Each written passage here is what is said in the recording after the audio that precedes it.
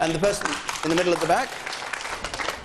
I just wanted to ask, what is the point of promoting all of these new academies when the government want to cut university places? Okay. Susan Kramer, your party is behind all this. What do you think of it? Two things. One is, I've always thought that every school should have the freedoms that are allowed academies, the freedom to step away from the curriculum, to manage itself, manage its teaching staff in the way that the head and the governors of the school and the parents and the other people closely involved with that school see as best for the school. And that's the part of the academy programme that will transfer to schools that, to me, makes a huge amount of sense. I confess I don't understand this issue of separating from the local authority, because the 10% of money that you get as a consequence, you then have to pay to make up the services that the local authority used to provide, like legal advice or personnel services or whatever else. So I'm not sure it's much of a money gain in the way that it's described. Presumably you can decide how to use that money. You don't have to use it the way the local authority would. Well, but I mean, if you've got a legal action against you, you need legal advice. You know what I mean? Can I just say something about it, though, because I think it's really important.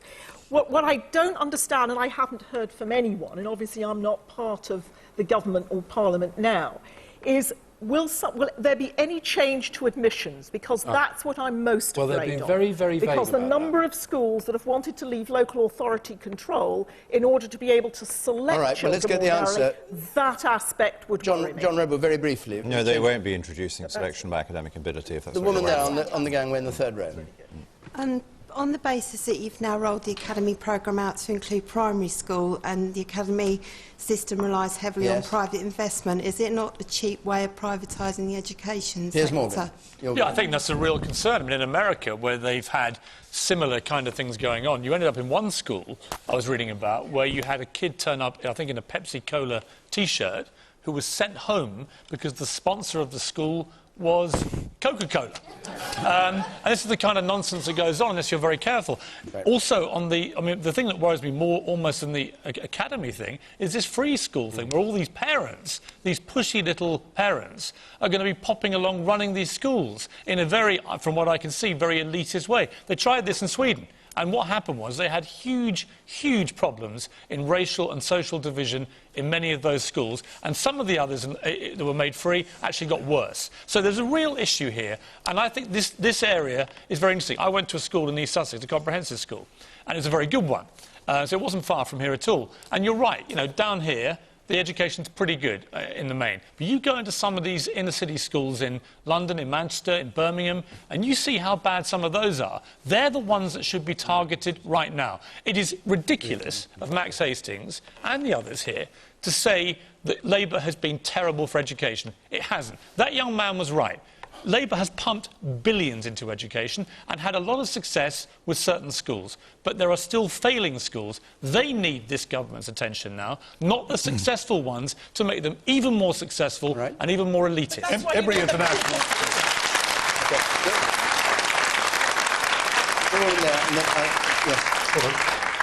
As a tutor who tutors different pupils from different schools and different backgrounds, I think that there's a larger point, actually, that the government is missing. And that's a point about exam boards, who are obviously private bodies, and which schools have the right to choose. And I have lots of different students working through different exam boards. And some of them do exceptionally well through certain exam boards. I'm sure some people will know the best advantaged exam boards. The relevance of this is that the academy schools are allowed to choose which exams their pupils take. Is that right? Unlike the local authority schools. Yeah. The thing is, for me, is that there's so much opportunity already, actually, and no standardisation. All right. Actually, that right. in very fact... briefly. Well, I just want, the other point about this free schools, I've seen some of these pushy parents going around the place saying, our school's not good enough, let's go and start another one. Do you object to pushy parents? I don't object to pushy parents, but what the pushy parents should do is focus on the schools in their community. Our school, the primary school where our 3 kids went to, it was second bottom in the league tables when the first Ofsted report was published. Parents, some of them fled. They went to the private sector, they went to other schools. Lots, I must say, especially my partner who went on to become chairman of governors, they sorted it out. Because they're pushy parents. Because they're pushy parents, getting other parents involved involved and sorting it out, getting the local authority to do its job properly, getting a brilliant head that we've now got, and the school has been completely transformed. And that's what people should do with bad schools, not run off and try and set another one up in competition with the one that's already there. Right, let's go on to another question. Thank you. Just a word, if you're tweeting tonight, our Twitter site, as you know, is BBC Question Time. You can text us on 83981. CFAX page 155 tells you what others are saying. Press the red button if you're watching digitally, or email us with your comments on what's being said here. And we have a question from Sarah Gariban, please. Why are Labour leadership candidates Ed Miliband and Ed Balls criticising the war in Iraq? Why are two of the leading candidates, that is Ed Miliband and Ed Balls, criticising the war in Iraq? Piers Morgan. Because they are gutless, unprincipled little cowards, is the answer. How very, very convenient for these two when they're trying to move on with their careers that they're now going to stand there and say, I never agree with the war in Iraq. Well, where the hell were they when 1.7 million people were marching through the streets of London? Where were they when this country, the majority that I spoke to, were anti this war and saying so aggressively? For these guys to stand up here now and say, all along, we never thought this was a good idea, is some of the worst politicking I've seen in a very long time. And they deserve not to win because of what they've done with this Iraq thing. I would urge people not to vote for them, because you cannot do this. The war in Iraq was the great political story of the last 15 years. It remains one of the great foreign policy disasters this country has had, I think, by common consent. And it just sticks in my gullet that these politicians who were there at the time, they weren't in government, as they've made it very clear, but they were MPs and they were vocal about all sorts of issues. They just sat on their backsides and let people die. And it's unacceptable. Really is unacceptable. I don't think they were MPs, actually, at the time the decision was made. But Ed Balls said of this, and Ed Balls is right to the heart of Labour, said it was a mistake. On the information we had, we shouldn't have prosecuted the war. On the information we had. So he does disagree. And Ed Miliband said it was a catastrophic loss of trust for us, for a lot of people, because you didn't give them time. What do you say to that? I disagree. And why are they saying this now? I mean, first of all, Piers and I, we've argued about Iraq over many, many years. We're never, ever going to agree on it. I did support what Tony Blair and the Cabinet did, and I still do to this day. I think history will view it very, very differently. I think that in relation to the two Eds, and it's odd, this contest with two Milibands and two Eds and all the rest of it, but if you can follow them, Ed Miliband...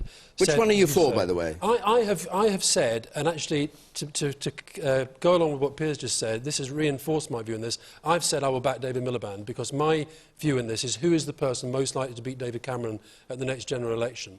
And I thought that... I like Ed Miliband and I like Ed Balls, and they've got a lot of strengths, but I did think that at a time when the leadership election is starting, it is really important that all the candidates, as this coalition's getting off and it's doing a pretty fast job, it's really moving, and the Labour Party, as it selects a new leader, has really got to start focusing on an agenda for the future.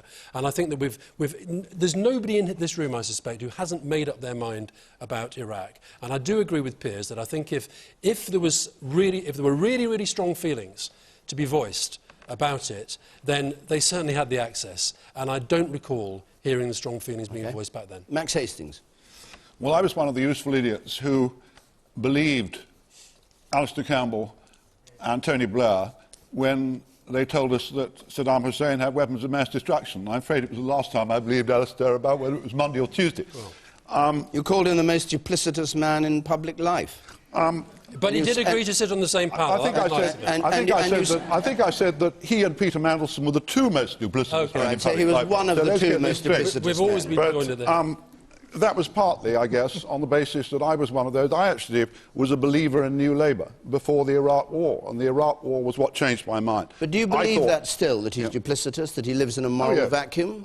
In the end, he was party to, as Piers has said, and I agree with Piers about this, there can be nothing more serious that a government can do than to take the nation to war under false pretences. But that is what the government in which Alastair Campbell was complicit did. All right, hold on, Alastair. Just answer the question about Ed Miliband and Ed Balls and why they're now criticising the war. I think there is a moment when you've got to move on. And the Labour Party needs now, where Alastair and I might even agree, is that it's time for the Labour Party to start thinking about how it's going to be in opposition to the Cameron government, not about how it's going to be in opposition to the last government, but to. And there is something slightly pathetic about the candidates for the next leader of the Labour Party arguing about who did what